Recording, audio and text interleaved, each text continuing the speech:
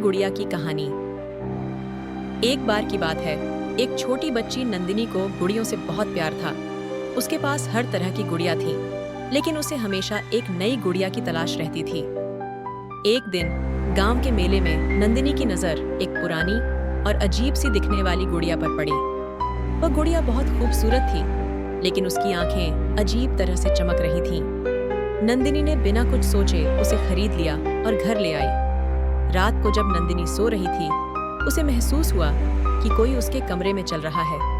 उसने आंखें खोलीं, लेकिन कुछ नहीं दिखा। फिर उसने देखा कि उसकी नई गुड़िया उसके बिस्तर के पास खड़ी थी, जबकि उसने उसे अलमारी में रखा था। नंदिनी घबराई, लेकिन उसने सोचा कि शायद गुड़िया गिर गई होगी। अगली रात फिर से वैसा ही हुआ। गुड़िया बार बार अपने आप जगह बदल रही थी।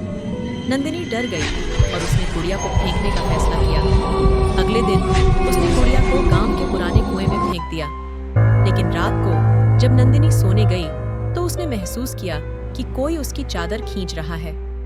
जैसे ही उसने चादर हटाई, उसकी वही गुड़िया बिस्तर पर बैठी थी और धीरे धीरे हंस रही थी। उसके बाद से नंदिनी ने कभी गुड़ियों से खेलना बंद कर दिया और वह गुड़िया कहाँ से आई, यह राज कभी नहीं सुलझ पाया।